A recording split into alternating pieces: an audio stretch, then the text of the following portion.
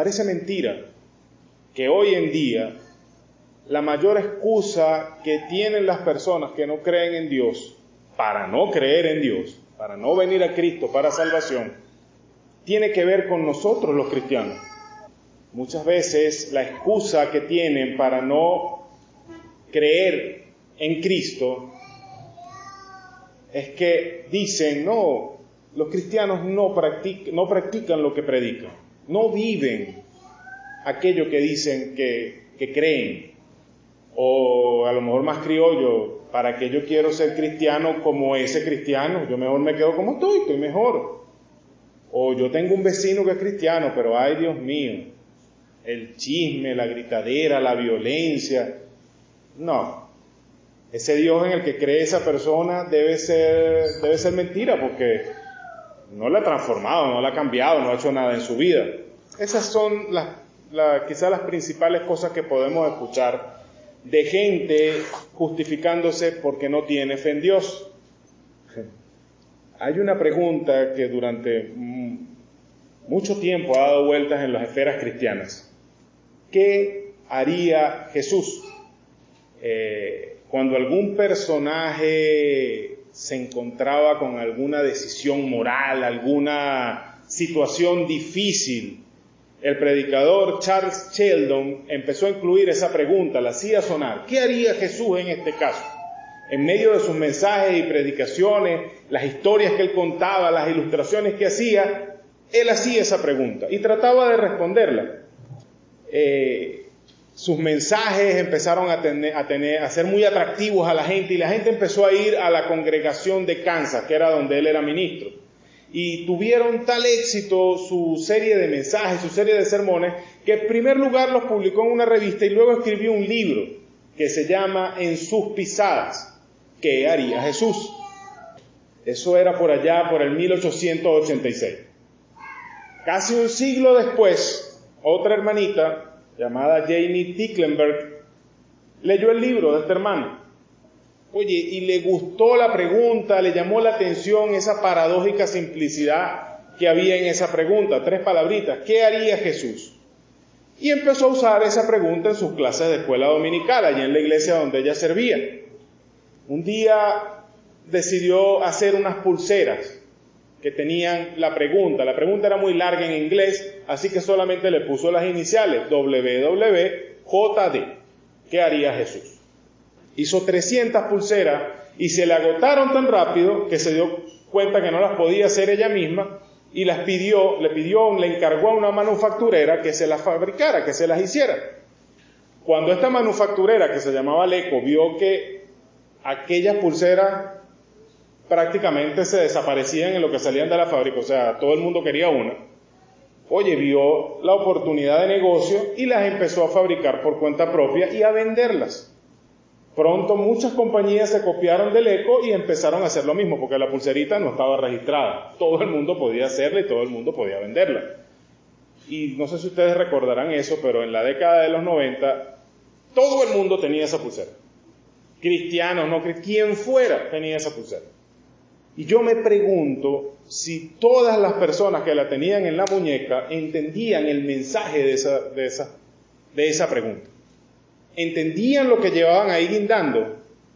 ¿Comprendían lo que quería decir aquella pregunta? ¿Saben? Es que hacerse esa pregunta, si simplemente nos las hacemos sin entender todo lo que hay detrás y preguntarnos, ¿qué haría Jesús? No nos va a ayudar en nada, más allá de conocer nuestra propia miseria. Les pongo un ejemplo. Yo hasta no hace mucho, Grace y yo tuvimos un perrito, se llamaba Mandos.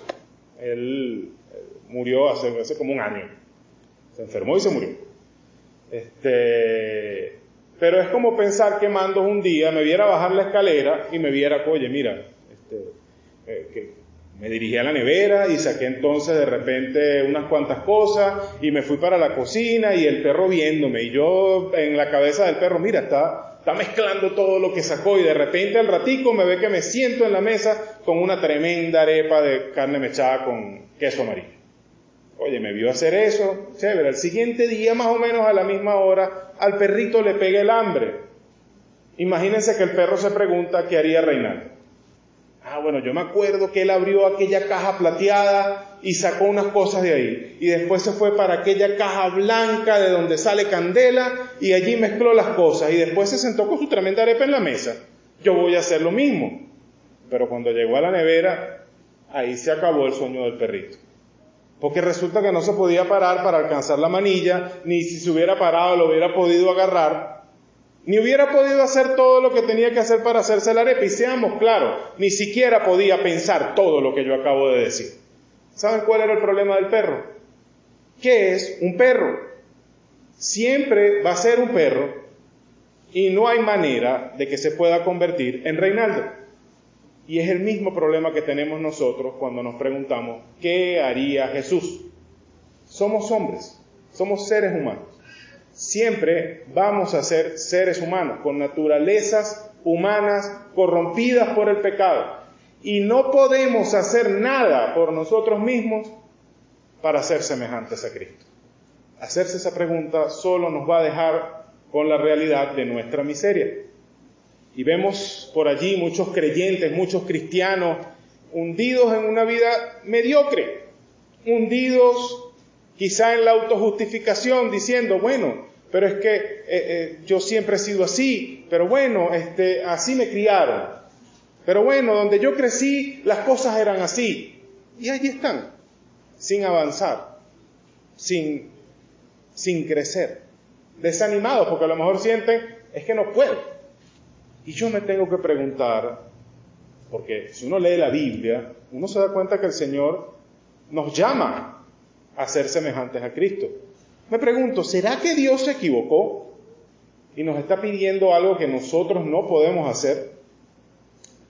Me tengo que preguntar, ¿cómo podemos llegar a tener un carácter como el de Cristo? Si en esencia nosotros somos infinitamente inferiores a Él. No hay manera de medir esa distancia, esa diferencia. Y somos totalmente incapaces de salvar esa distancia, de eliminar esa diferencia. ¿Cómo podemos entonces obedecer eso? Obedecer ese mandamiento. Hemos venido predicando una serie de mensajes que hemos llamado nuestro carácter en Cristo. Y hemos hablado justamente de muchas cualidades que un cristiano, un verdadero cristiano, debe valorar, debe cultivar en su vida, en su carácter. Este mensaje de hoy cierra la serie, aunque tengo ahorita un dilema de si agregarle un mensaje más, pero hasta ahora cerramos la serie hoy.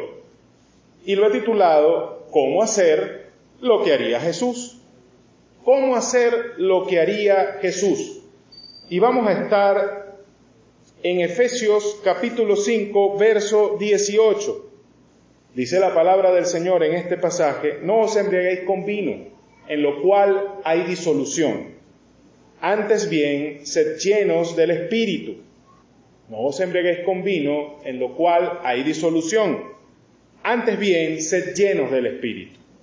Pablo viene de todo el capítulo 4 y 5 haciendo dando una serie de mandamientos, orientando a sus lectores acerca de cómo pueden llevar una vida en amor, una vida en luz, una vida en sabiduría. Y este pasaje, junto con los dos versos siguientes, parece cerrar todo aquello, con el método, la manera en la que podemos llevar a cabo todos esos mandamientos en nuestras vidas. Y la idea central de Pablo acá es la plenitud del Espíritu, es la fuerza que impulsa al carácter cristocéntrico, al carácter centrado en Cristo. La plenitud del Espíritu es la fuerza que impulsa al carácter centrado en Cristo. Vamos a tratar de explorar esto y ver cómo nosotros podemos alcanzar el estándar al que Dios nos ha llamado. Primero, algunas aclaratorias necesarias acerca del pasaje. Y lo primero que quiero tratar es acerca de la embriaguez o la borrachera, tal como la presenta Pablo, el Espíritu Santo, en este pasaje de la Escritura. El versículo abre diciendo, no os embriaguéis con vino. Lo primero que dice es, no se emborrachen. ¿Sí? ¿Por qué? La razón está en la siguiente oración, en la siguiente frase, en lo cual, o sea, en la embriaguez, hay disolución. ¿Qué quiere decir con esto? En ese estado de borrachera, en ese estado de embriaguez, lo único que puede ocurrir son acciones disolutas, opuestas a la moral, a la prudencia, opuestas a la vida que un cristiano tiene que llevar. Eso es lo que está diciendo. Ahora, en el versículo vemos que él está hablando de una persona que está llena de vino, y luego habla de una persona que está llena del Espíritu Santo. La persona llena de vino, es decir, embriagada, borracha, empieza a perder el control de su mente, de sus razonamientos. Algunos dicen, empiezan a tumbarse las inhibiciones y empiezan a comportarse bajo la influencia del alcohol, haciendo cosas, como ya decíamos, inmorales, imprudentes, disolutas. Y usa esa idea para hablar de lo que sería una vida controlada por el Espíritu Santo. Y es eso, la idea que él está tratando de transmitir en este pasaje es del control que algo ejerce sobre alguien, o mejor dicho, del control que alguien ejerce sobre otro alguien. Y lo primero que tendríamos que resolver es si Pablo está trabajando aquí con un mandamiento o son dos los mandamientos que están aquí. Por un lado, hay un punto de vista que habla de que se está presentando simplemente un contraste. O sea, Pablo está hablando aquí, presentando un contraste entre lo que hace el vino, el control que ejerce el vino, el alcohol, sobre la persona, para contraponerlo al control que ejerce el Espíritu Santo sobre el creyente. Y tenemos que recordar que este es un contraste que en aquella época era posible.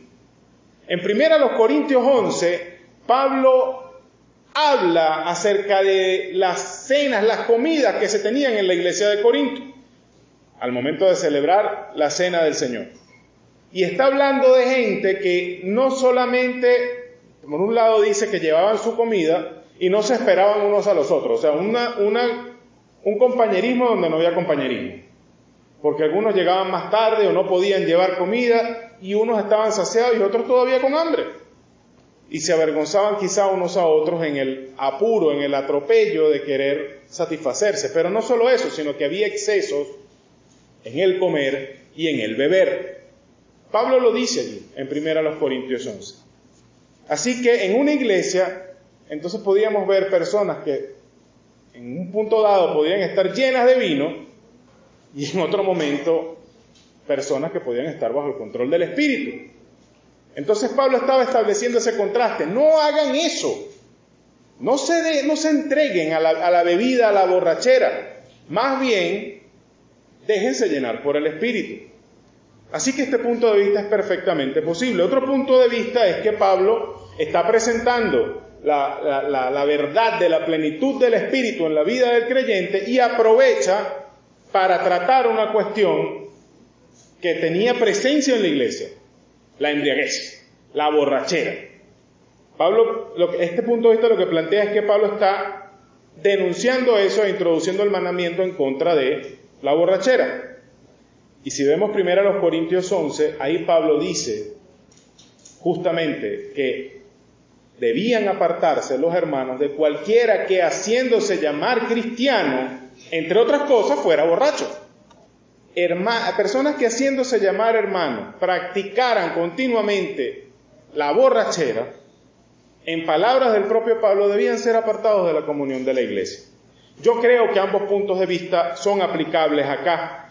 Sin embargo, Pablo no está buscando solamente denunciar el pecado de la borrachera, sino que busca avanzar hacia explicar la verdad de la plenitud del Espíritu en la vida del creyente.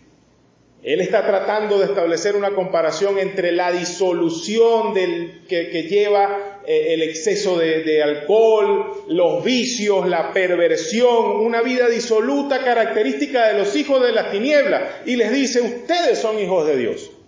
Ustedes están llamados a la gloriosa vida en Cristo por el poder del Espíritu Santo. Definitivamente estamos llamados a alejarnos de la embriaguez.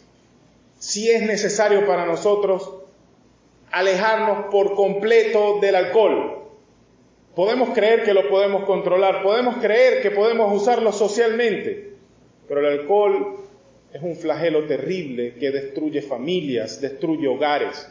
Y estamos en un país donde no nos gusta la moderación. Vamos por todo, con todo lo que hacemos vamos por todo. Entonces, si es necesario alejarse por completo de las bebidas alcohólicas, debemos hacerlo. Pero no solamente de las bebidas alcohólicas. Cualquier sustancia, hermano, que le arrebate la sobriedad de su mente, debe sacarla de su vida. Y aquí estamos hablando de las drogas, duras, suaves, las que sean, recetadas, las que sean. Pero estamos hablando también de todas aquellas cosas que puedan producirle una adicción. El cigarro a lo mejor no lo emborracha, pero al encadenarlo a una adicción le está quitando la sobriedad de su mente, porque contra todo pronóstico y todo consejo usted continúa en esa situación. Pero no solamente el cigarrillo provoca adicción, hay muchas otras cosas. Hay gente que es adicta a la televisión, hay gente que es adicto al teléfono. Por ahí la hermana en estos días pasó un video donde un niñito estaba jugando tranquilamente con un teléfono y le quitan el teléfono. Y el muchacho arma una rabieta de tal magnitud. Y en lo que le vuelven a entregar el teléfono, el muchachito se calma otra vez como si no estuviera pasando nada. Hay gente que es adicta a la adrenalina y se empiezan a tirar de las montañas, de los puentes, de los aviones, inventar cosas. O sea, como que si no hubiera suficiente peligro en el mundo, vamos a buscar más. Hay gente que es adicta al sexo.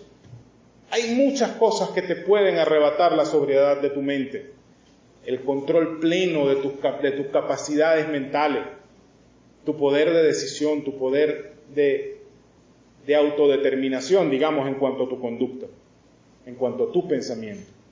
Todo eso, contra todo eso está hablando Pablo acá, aunque no lo conociera la mayoría de estas cosas. Y tenemos que preguntarnos, ¿me voy a dejar controlar de todas esas cosas o de algunas de esas cosas que me llevan a destrucción, que me llevan a una vida vacía? ¿O es mejor, o será mejor dejarme controlar por el Espíritu Santo? La otra cosa que deberíamos aclarar es lo que no es la plenitud del Espíritu, la llenura del Espíritu, el ser llenos del Espíritu. En primer lugar, tenemos que aclarar esto, no es opcional, no es una opción. Pablo no nos está recomendando aquí algo que sería bueno que hicieran. Esto es un mandamiento. Dice, sed llenos del Espíritu. Y en tanto que mandamiento, entonces es eso, el hecho de que sea un mandamiento, es evidencia de que es algo que es posible, que puede suceder. Y no solamente eso, nos está haciendo un mandamiento a nosotros, lo cual indica que aunque nosotros no somos los que nos llenamos con el Espíritu, o sea, no es como beberse una botella de Espíritu Santo, sí tenemos responsabilidad para que podamos estar en ese estado. Tenemos que hacer algunas cosas para poder estar en ese estado de plenitud. Sin embargo, por ahí circulan muchas cosas, muchas nociones acerca de lo que es estar lleno del Espíritu. Y lamentablemente están equivocadas. La llenura del Espíritu, la plenitud del Espíritu, no es lo mismo que la manifestación de dones espirituales. No es lo mismo. Primero, porque no hay nada que yo pueda hacer que haga que el Espíritu Santo determine que me va a dar este don o aquel otro. La palabra del Señor dice que el Espíritu Santo da los dones como Él quiere, soberanamente y no por méritos humanos, primeramente. Eso lo podemos ver, no voy a buscar los textos, pero si quieren anotarlo. Primero Corintios 12:11 habla de eso. Y el hecho de tener dones espirituales específicos, y aquí estoy hablando de que se centran sobre todo en los dones que yo llamo quizás espectaculares, de señales, pues, sanidades, milagros, lengua. El tener esos dones no es un signo de espiritualidad o de madurez. Si usted ve en 1 Corintios, en el primer capítulo, 1 Corintios 1:7, Pablo dice, ustedes están llenos de todos los dones. Está hablando de la iglesia de los Corintios. Les dice, ustedes tienen abundancia en todos los dones. Es decir, allí había muchos hermanos que manifestaban dones de señales, dones de interpretación, de sabiduría, de enseñanza, todo lo que dice el capítulo 12. Pero en el capítulo 3, Pablo les dice, ustedes son carnales. Y está hablando a la iglesia, no a un grupito de hermanos. Entonces, por estas razones, la llenura del Espíritu, la plenitud del Espíritu, no tiene nada que ver con la manifestación de los dones espirituales. No están unidos como causa y efecto. Tampoco es, la plenitud del Espíritu tampoco es un nuevo descenso del Espíritu. ¿Saben por qué? Porque eso ya sucedió y es un evento único e irrepetible. En Hechos 2, del 2 al 4, vemos cómo Lucas nos relata el momento en el que el Espíritu Santo fue dado a la iglesia. En ese momento nació la iglesia. Le fue dado en ese momento y la iglesia, el hecho de que hoy exista la iglesia es evidencia de que no solo sucedió en ese momento, sino de que el Espíritu Santo se ha mantenido en la iglesia de Cristo hasta ahora. Primero los Corintios 12:13 justamente dice eso. Sin la presencia del Espíritu Santo no existiría iglesia. Entonces el Espíritu Santo descendió en Pentecostés a la iglesia y se quedó en la iglesia. No hay necesidad de que vuelva a descender. Por eso algunos cantos, algunas oraciones pidiendo que venga el Espíritu de Dios no están tan correctas teológicamente hablando. Porque eso es algo que ya el Señor nos dio. Ya lo tenemos. En tercer lugar, la plenitud del Espíritu no es el bautismo del Espíritu Santo en Cristo. ¿Por qué? Porque esta es otra experiencia que es única e irrepetible, esta vez en la vida de cada creyente. Cuando usted y yo aceptamos a Cristo por la fe, el Espíritu Santo nos bautizó en Cristo, en el cuerpo de Cristo. Y listo, hermanos, eso sucedió esa vez. Y es inmediato, no media, no, el creyente tiene que hacer esto o aquello o lo otro o dar prueba. No, sucede en el momento en el que verdaderamente ponemos nuestra fe en Cristo. Puede verlo en Romanos 6:3. La plenitud del Espíritu tampoco es la morada del Espíritu Santo en el creyente. ¿Por qué? Porque el Espíritu Santo vive, habita dentro del creyente desde el momento mismo en que cree en Cristo. Desde el momento mismo en que cree en Cristo, el Espíritu Santo viene a vivir en el creyente. Eso lo puede ver en 1 Corintios 3:16. Además, en todo aquel que ha puesto su fe verdaderamente en Cristo, el Espíritu Santo habita en él. Sin mediar un requisito de madurez, de tiempo en el Evangelio, nada de eso. Viene a morar en él. Puede verlo en Romanos 8:9. Dice, el que no tiene el Espíritu de Cristo no es de él. Y además jamás se retira del creyente. No es algo que tiene que volver a suceder. Juan 14:16. Este sí me gustaría leerlo porque, en primer lugar, no lo recuerdo muy bien. Pero en Juan 14:16 tenemos al Señor justamente hablando de eso, de que el Espíritu está para siempre en todos aquellos que han creído en Cristo. Juan 14, verso 16. Allí dice, y yo rogaré al Padre, y os dará otro consolador para que esté con vosotros para siempre. Una vez que el Espíritu viene a morar en el creyente, no se retira más. Otra cosa, y ya con esto cierro esta sección, que no es la plenitud del Espíritu, es el sello del Espíritu Santo. ¿Por qué? Porque esto es también algo que sucede en el momento de la redención, de la salvación.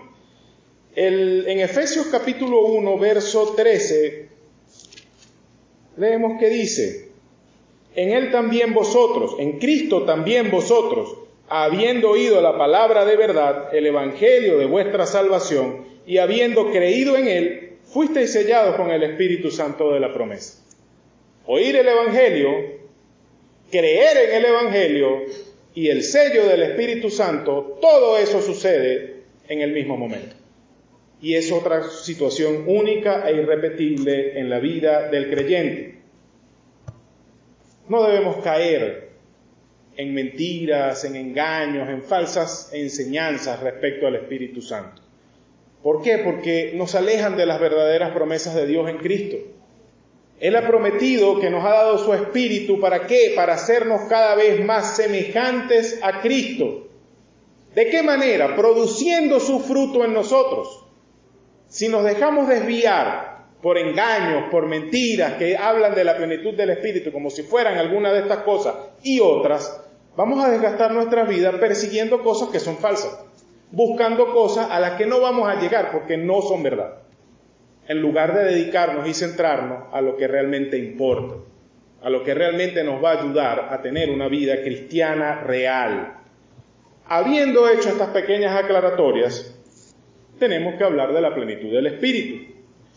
¿Saben una cosa? Manejarse con la falsificación de billetes actualmente es un problema. Cuando enseñan a alguien a distinguir billetes falsos, puede ser de ayuda enseñarle los tipos de billetes, las técnicas de falsificación que hay ahorita, digamos, en el mercado, para ver si, para educarles en el reconocimiento de esos billetes. Pero ¿sabe algo? Mucho mejor, y es lo que hacen la mayoría de las agencias oficiales, es enseñarle a la persona en detalle cómo es el billete verdadero. ¿Para qué? Para que cuando les caiga en la mano un billete falso, como conocen también el verdadero, inmediatamente se dan cuenta, este está malo.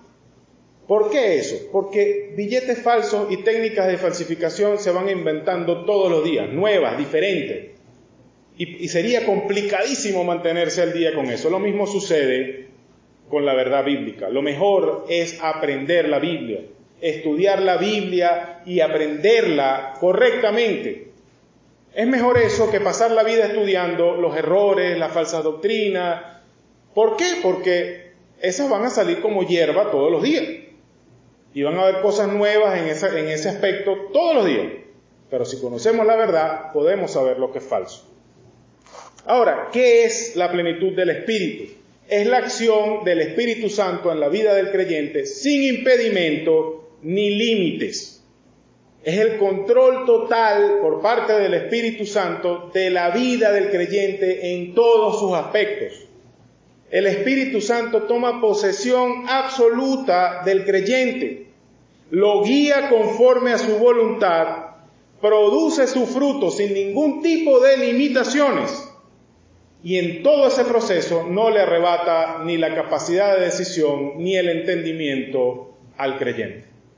El creyente no es que está poseído por el Espíritu Santo y hace cosas sin darse cuenta ni entenderlas, las entiende perfectamente. Decide a cada paso lo que va a hacer, pero tiene la guía, la dirección y el poder del Espíritu Santo para poder hacerlas. Impedir esa acción del Espíritu Santo es pecado, porque se opone al mandamiento de dejarse llenar por el Espíritu. Si alguno de nosotros impide en alguna manera la acción del Espíritu Santo en su vida, está pecando, porque está quebrantando este mandamiento. Sed llenos del Espíritu Santo. Una característica de la plenitud del Espíritu es que es reiterativa, es decir, puede suceder muchas veces en la vida de un creyente. Por eso tenemos en la Biblia el ejemplo de personas que una vez fueron llenas del Espíritu y luego en otra ocasión volvieron a hacerlo. Por ejemplo, el día de Pentecostés, en Hechos 2, del 2 al 4, y la vez que estaban orando por Pablo y Juan mientras estaban en el concilio, en Hechos 4:31. La misma gente, la misma experiencia, dos ocasiones distintas. ¿Por qué? Más bien, debemos dar gracias a Dios porque sea algo reiterativo. Porque nosotros, aunque habiendo creído en Cristo, fuimos renovados y tenemos una naturaleza nueva que busca a Cristo, también tenemos una naturaleza carnal y pecaminosa. Y el pecado mora en nosotros. Y sabemos que todos los días cometemos pecado. Así que podemos estar en ese estado de llenura del Espíritu Santo, a veces por tiempos muy cortos. ¿Por qué? Porque tropezamos a cada momento. Imagínense si eso fuera una sola vez y en el momento en que pecamos se acabó. Listo, ya la vida del creyente se acabó. O sea, a lo mejor es sentarse a esperar que Dios lo mate y se lo lleve, porque ya de aquí para adelante no va a tener fruto. Gracias al Señor que es un estado al que podemos volver continuamente. Y eso es un aliento, porque después del tropiezo sabemos que Dios nos va a levantar. El signo de la llenura del Espíritu es el fruto del Espíritu. Amor, gozo, paz, paciencia, benignidad, bondad, fe, mansedumbre, templanza. Ese es el fruto del Espíritu. Empezamos a ver esas cosas brotar de nuestro corazón, en nuestras vidas y permear nuestras conductas. Esa es la señal de que estamos viviendo en la plenitud del Espíritu. Esa es la condición natural de la vida en Cristo. Debería ser la expresión de la vida cristiana en el creyente continuamente y no la excepción. No son momentos, no deben ser momentos especiales. No, el hermano estaba tal día, estaba lleno del Espíritu, estaba predicando. No. La vida del creyente, desde que se cepilla los dientes en la mañana hasta que dice el amén en la noche para poner la cabeza en la almohada, debería ser en plenitud del Espíritu. Eso es lo que es la plenitud del Espíritu. Ahora la pregunta es, ¿cómo podemos cumplir este mandamiento? Ya lo decía antes, yo no puedo decir, hoy voy a llenarme de medio litro de Espíritu. No puedo decir eso. El que me llena, el que me da la plenitud del Espíritu en mi vida es Dios, el Espíritu mismo. Yo no puedo hacer que Él me llene de sí mismo.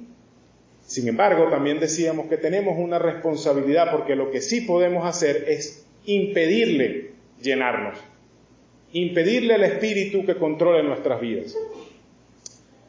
Vamos a buscar primero a los Tesalonicenses, capítulo 5, verso 19.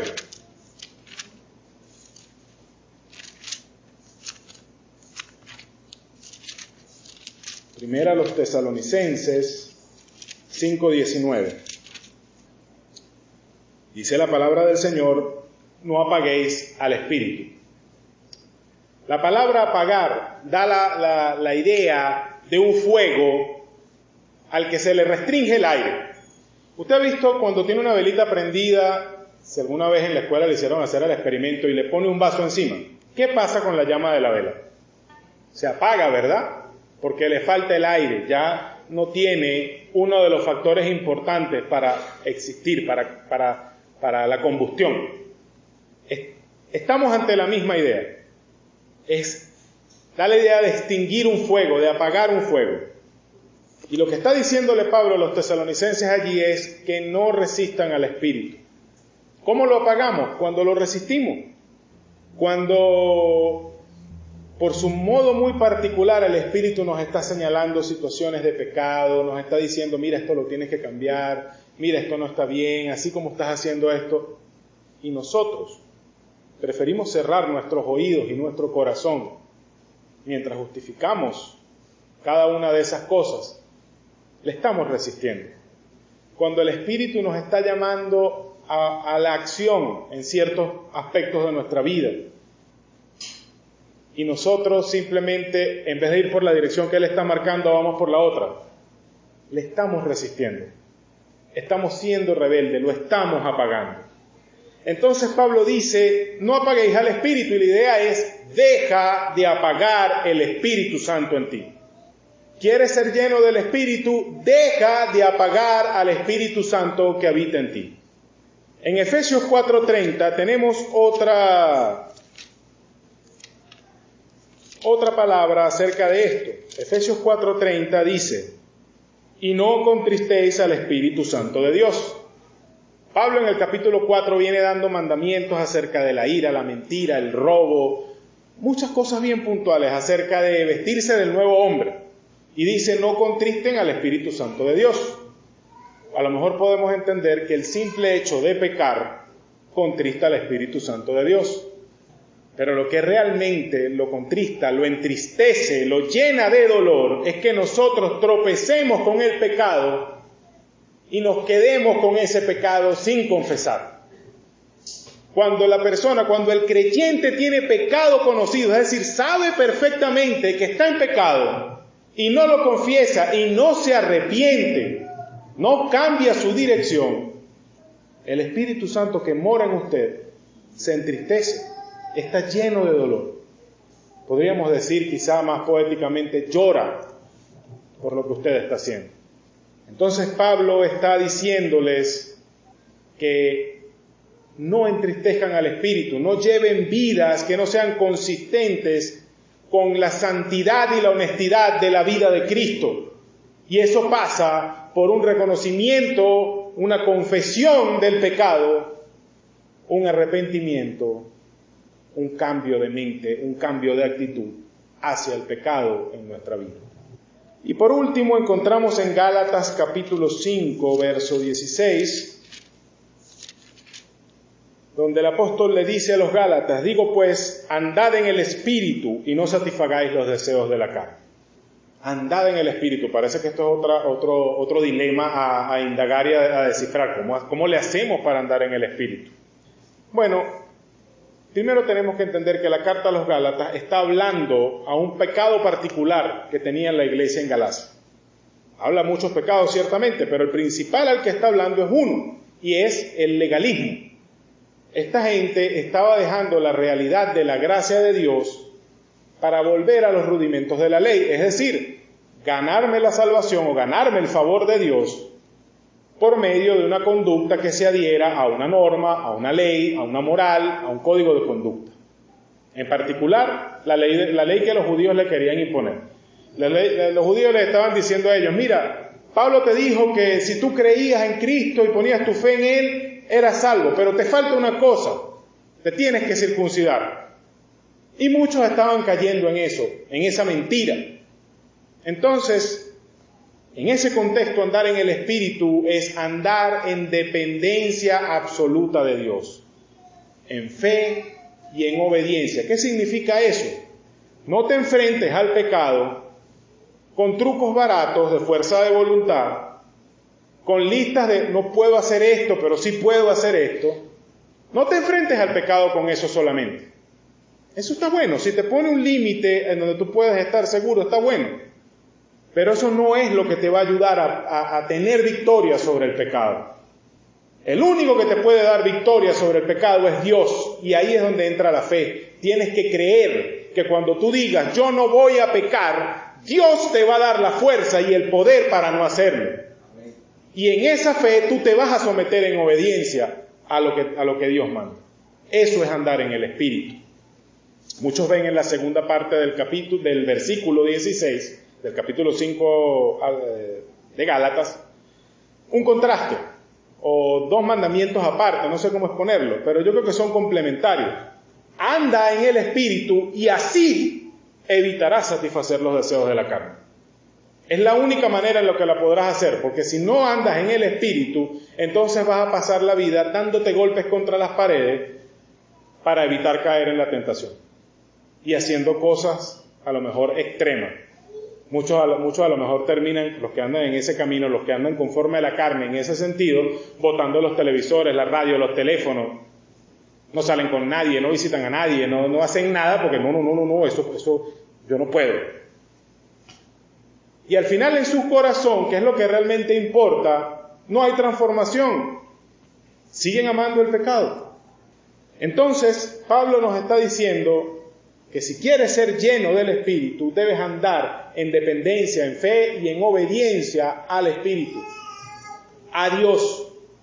3 cosas. Deja de apagar al Espíritu, no entristezcas al Espíritu y lleva una vida en el poder del Espíritu. La responsabilidad nuestra es dejarnos llenar. Y para poder dejarnos llenar, una acción que es divina, o sea, es Dios quien nos llena de su Espíritu, quien nos da la plenitud de su Espíritu, un estado que nos lleva a una transformación real desde el corazón hacia afuera, cosa que también la hace es Dios, no nosotros. Nuestra responsabilidad es permitirla, dejarnos llenar. Y eso no va a suceder si continuamos resistiendo al Espíritu, si lo ofendemos, lo entristecemos, lo llenamos de dolor, o si nos negamos a caminar de su mano, confiados en el poder del Espíritu para transformarnos. Si vivimos así, será una sorpresa para nosotros que nuestra vida no refleje la plenitud del Espíritu. Si vivimos resistiendo, ofendiendo al Espíritu con nuestra actitud, con nuestra vida entregada al pecado y caminando como si nosotros fuéramos independientes de Dios, podemos sorprendernos de que nuestra vida no esté llena del Espíritu Santo, de que el fruto del Espíritu no se manifieste en nuestra vida. Yo creo que no. Queremos ser llenos del Espíritu. Deja de apagarlo. No hay excusa posible para que tú digas que la acción del Espíritu es imposible en tu vida.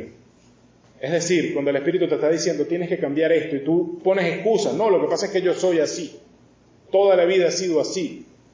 Cuando tú dices, no, es que yo me crié, mi papá era así, Él hacía las cosas así. No, es que en el sitio donde nosotros vivimos la cosa es así, nos hablamos de tal manera, hacemos la cosa de tal manera. Eso es así. ¿Y el Espíritu Santo entonces qué es? Un monigote. No tiene poder para cambiar todo eso. Te aseguro que tiene más poder que nosotros. Si nuestras vidas están llenas de pecado que amamos, al que le tenemos afecto, porque no nos engañemos, hay pecado en cada uno de nuestros corazones a los que nosotros tenemos como más cariño. No lo queremos dejar. Al menos en un principio tiene que haber sido así para todos nosotros. Cosa que nos es difícil soltar, hermano, porque nos agrada. Hay luchas rudas que tenemos que enfrentar. Si nosotros tenemos esos pecados y los tapamos y los intentamos ocultar de Dios, sin aceptarlos, sin confesarlos, sin arrepentirnos, entristecemos al Espíritu. Y si andamos por nuestra propia cuenta peleando con el Espíritu, no andamos en el Espíritu. ¿Quieres ser lleno del Espíritu Santo? No lo resistas, no lo ofendas, no lo entristezcas, no lo llenes de dolor y anda en el poder del Espíritu Santo. Por eso, la idea principal de nuestro mensaje dice que la plenitud del Espíritu es la fuerza que impulsa el carácter cristocéntrico. Si no nos dejamos llenar por el Espíritu, difícilmente tendremos un carácter como el de Cristo. Entonces, es posible andar en un caminar íntegro, tener una vida íntegra. Es posible una verdadera transformación del corazón que afecte toda nuestra conducta. Es posible porque así lo diseñó Dios para todos aquellos que ponen su fe en Cristo.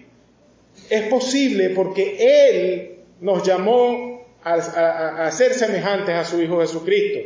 Y Él no está loco para mandarnos a hacer una cosa que sea imposible. Y es posible porque Cristo mismo prometió que su Espíritu vendría a nosotros, nos guiaría y nos daría el poder para ser como Él. El Espíritu Santo es Dios y tiene toda la plenitud del poder y toda la plenitud de la gracia que tiene el Padre y que tiene el Hijo, y está habitando en nosotros con todas las mismas bendiciones y los mismos dones que nos ha dado. Él nos capacita, Él nos equipa para la batalla, Él nos da la victoria sobre el pecado, Él nos guía, Él nos impulsa, Él transforma nuestras vidas. Él hace todas esas cosas. Ahora, también es posible quedarnos a medias, ser mediocres en nuestra vida cristiana. Es posible engañarse con la ilusión de una religión externa, venir todos los días aquí, abrir la ventana y orar para que todos nos vean, levantarse en la madrugada o acostarse tarde en la noche leyendo la Biblia, decir Dios le bendiga y aleluya. Incluso es posible que nos atemos a multitud de reglas externas, sabiendo que en nuestro corazón la cosa no avanza más allá, y nos conformamos con eso. Ahora, ¿cuál escogeremos? ¿Aquello a lo que Dios nos ha llamado, ser semejantes cada vez más a Jesucristo, o nos quedaremos a la mitad del camino, en la mediocridad del conformismo? ¿Vamos a abandonar la carrera? ¿Nos vamos a quedar allí donde estábamos cuando creímos, sin avanzar en santidad y en madurez cristiana, pensando que es imposible vencer al pecado en nosotros, justificándonos con eso? ¿Vamos a correr la carrera por nuestra cuenta? El legalismo, el moralismo, pensando en cosas como la autoayuda, el automejoramiento. Si lo hacemos nos vamos a dar cuenta que no avanzamos. Siempre estamos en la misma lucha, es igual de difícil. Nunca vemos que el pecado retroceda. ¿O aprovecharemos el don de Dios?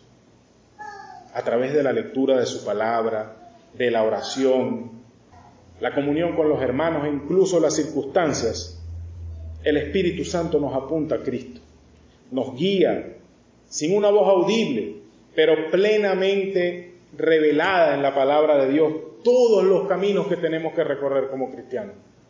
Es la única vía para ser semejantes a Cristo. Con cualquier cosa que nos conformemos por debajo de ese nivel, es mediocridad, es ignorancia de la palabra de Dios. Y espero en Dios que no, pero también es rebeldía ante el mandamiento de un Dios que nos llama a ser semejantes a su Hijo. La plenitud del Espíritu es la fuerza que impulsa el carácter cristocéntrico. La plenitud del Espíritu es la fuerza que impulsa el carácter cristocéntrico. Quizá hoy tú estás escuchando este mensaje y te preguntas si en verdad es posible una vida diferente. A lo mejor tienes años de ser cristiano y no has visto un avance, un cambio. Es posible. Es posible una vida distinta. Es posible ser semejante a Cristo en tu vida. A lo mejor no conoces al Señor Jesús, no has puesto tu fe en la persona de Cristo y te preguntas si esto es para ti. Si tú también puedes ser transformado para ser más, mucho más de lo que hoy eres. Sí, solamente tienes que confiar en Cristo. Solamente tienes que poner tu fe y tu confianza en Cristo y Él te va a salvar del pecado. Él va a poner de su Espíritu en ti y así como nos está haciendo crecer a nosotros, te dará a ti crecimiento y madurez en Cristo. Vamos a orar.